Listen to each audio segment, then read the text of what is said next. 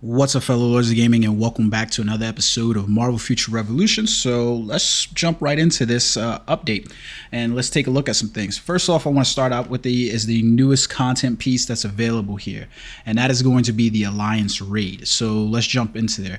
Basically, you can see the Alliance Raid is going to be a beta thing. Now, here goes the interesting part about this: is essentially you can see that you've got a we've got 3 villains. Now, the promise is that we're going to have more villains added to this. It doesn't seem like it's going to be that difficult to add more villains to it, because these are pretty much just reskin from game works that we already had. Like, we already fight Mephisto. We've already fought the Mad Titan. We already fought, I can't even remember his name, Crow. We fought him already before, so these are just reused assets. Reused assets isn't necessarily a bad thing, but you know, it shouldn't be too difficult for them. Now, one of the things that I really do enjoy about the Alliance Raid is that they have these applied effects. So you have an enhanced effect that basically, for instance, for Crow, is basically, you know, you get a 63% defense bonus if there's more than 5 Captain Marvel participants. I don't understand quite how we're going to have more than 5 Captain Marvel participants when you only have 4 people at a certain level. So as the stages go up, these enemies reduce. So I'm going to imagine that even Crow will go up, so difficulty level in terms of that. The suppression effect, you can see it says increases the supervillain damage dealt to targets with 30% HP or lower by 47% when there are 6 or more battle participants. So essentially, this enhanced effect and suppression effect is pretty nice in my opinion. And the reason why I think this is nice, because it adds, if this is something that's routinely changed, it adds a different dynamic to what you're doing inside these boss battles.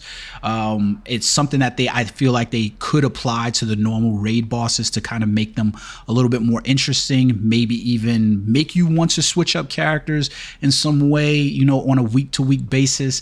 Especially if they were to do the transmutation a little bit differently than what it was. You know, you could get more players wanting to be like, okay, well, there's more Captain Marvel players. We need some, and it seems, you know, who has enough gold to kind of switch over. I think it would add more synergy with the dynamic and where they're turning course on this. So I think it'd be interesting. You can see that we've got the Mad Titan over here, and you can see it's a different type of enhanced and suppression effect. So with the Mad Titan, it increases Alliance members' attack by 63% when there are 5 or more players with a 3-star or higher Gilgamesh. So you can even see how this is affecting the companions. So you're applying it across the board, right? But then you can see a suppression effect. It increases supervillains damage dealt to targets with status effects by 39% when there are 4 more players with a 3-star or higher vision equipped as their main companion. This is cool because essentially you see how it's playing out here, where you're getting these enhanced effects, these suppression effects. One was just on the number of characters that you had. This one's on the type of companions you're using. So you can get greater attack values by having a 3-star Gilgamesh. So therefore, alliances will start saying these things. Now, this is also another way to monetize these companions and make them more enjoyable as well, in my opinion. It's not necessarily always a bad thing with monetization. It's just when it comes across nasty and dirty. And in some respects, they're usually nasty, especially when the whole purpose of companions is literally just to, you know, arbitrarily or, you know, prematurely increase the power creep inside of a game. This is a nice way of pushing the companions forward, though, because here you basically have a utilization for the companions inside of a game mode that is just not outside of them just being, you know, present. Here we getting bonuses on addition to our characters here. So like, this could be interesting as the weeks progress and these things change, and then they say, you know, maybe the companion of the week for this one is going to be like Ghost Rider, something like that. It could raise the value of people wanting to switch out things, and it kind of changes the dynamic of a play, because reused assets aren't always a bad thing. It's just how you reuse them.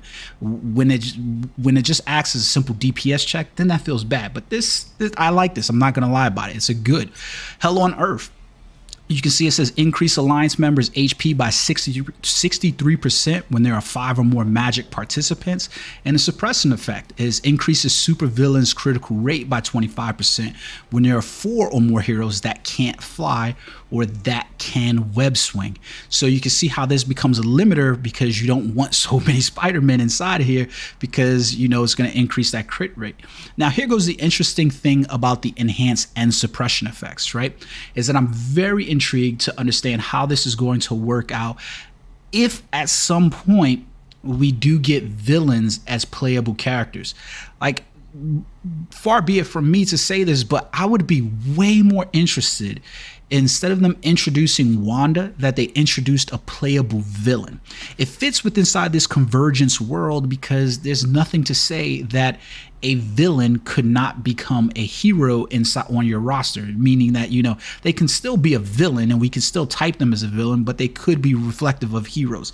It would be very interesting to see that. Like, I would love to play with Thanos as a villain. I would love to play with Doctor Doom as a villain. I would love to play I love villain characters.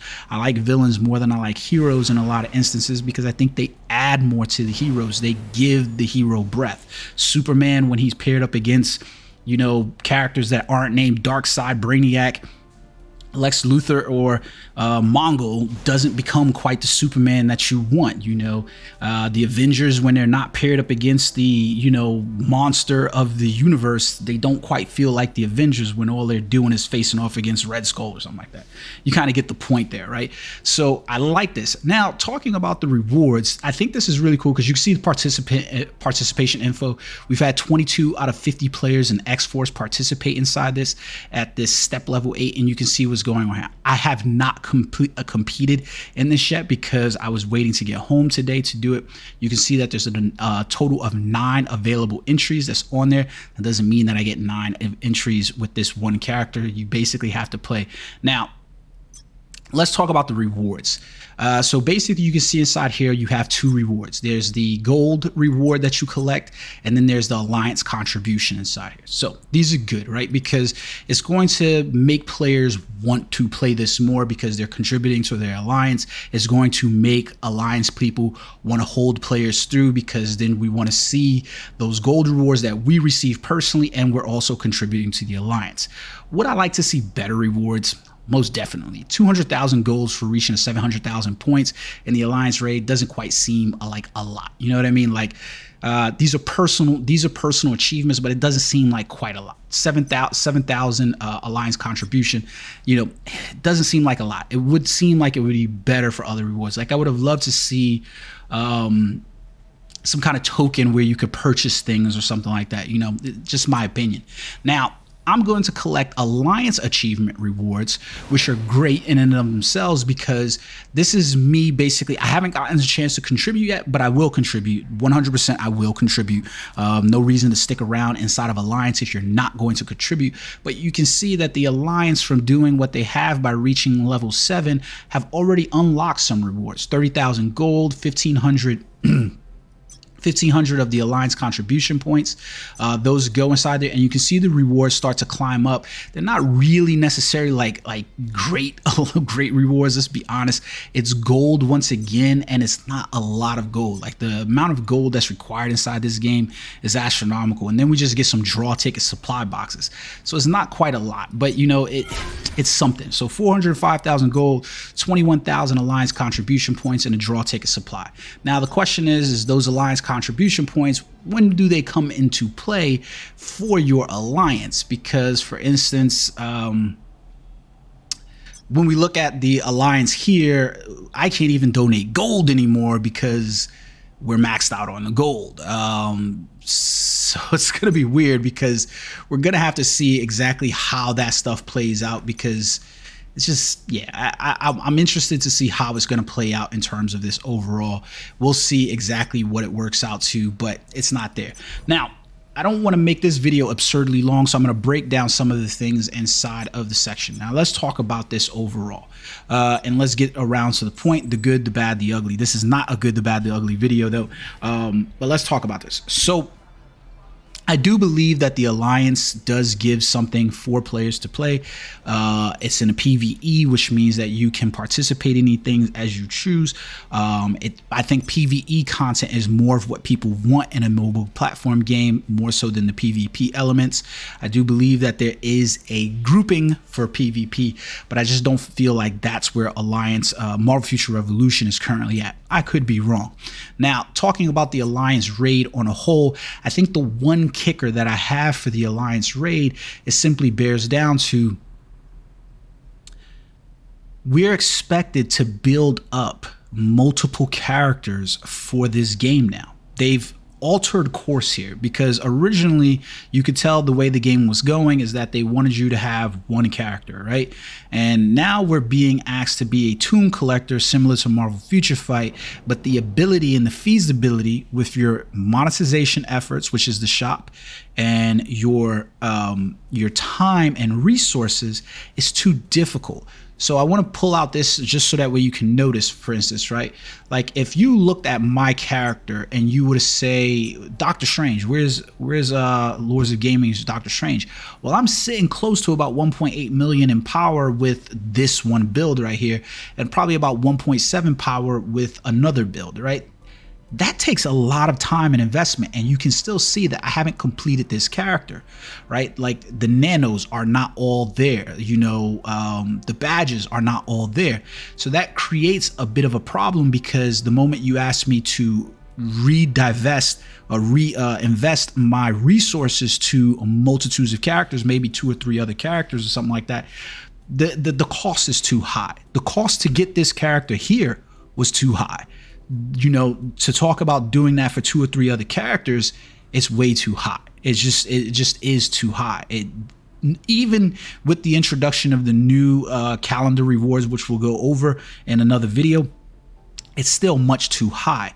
There needs to be a reduction in terms of their monetization efforts. There needs to be a reduction in terms of, or an increase in terms of the rewards that they're given. And unfortunately, I don't feel like the rewards that are being given are necessarily all there. So you guys let me know what you think in the comment sections though. Your alliances, I know one of the other kickers is that your alliance needs to be level 6. How is your alliances doing inside Alliance Raid, and how far have you gotten to go inside this? So far I'm enjoying, I think the content for this is pretty solid. Play it. I think you guys have fun. The coordination that needs to happen so that way you can make sure you get in there is going to be something that's probably going to be a little bit of a battle, because time zones and things like that, right? And making sure people don't use certain characters at certain stages, and you know, some characters will become obsolete and unusable at other stages, meaning like, you know, yeah, we could probably hit step 8, but at some point your characters that you have on your secondary, tertiary teams, they're just not going to be powerful enough. So it's just, that's just the truth of it, you know what I mean? So think about it in that way. Let me know what you guys think. Participation, I did forget to go over this so that way you guys can see us. There is a minimum power for these participations. Like you can see it's 655,000 minimum power for you to compete against Mephisto. There is 655 for you to compete against Thanos, and it is 655 for you to compete against Crow. Now that is a reachable number by all estimations for gear to be swapped over, like cards and things like that, but not necessarily if you just to complete it in total. So it's going to be one of those hard points where it's going to be like a grind. It's going to be even more of a grind, and I think that as players are building up other characters, they might not enjoy that. But you guys let me know what you think in the comment section below. How are you enjoying the Alliance Raid? I think that the Alliance Raid is definitely good because it is new content. How long before players are just divested from doing this? Like for instance, I hate logging in and playing Spec Ops. It's just dog water mode, but I do it on a daily basis, but it becomes one of those game modes that I'm just like, I really don't want to do this. But because it's so entwined into so many of the other reward algorithms, I pretty much have to do it. So let me know what you guys think in the comment section below. Are you enjoying Alliance Raid? Are you in an alliance that can hit these top levels? Does your alliance look like they're going to hit level 20? Let me know what you guys think. Until next time, peace.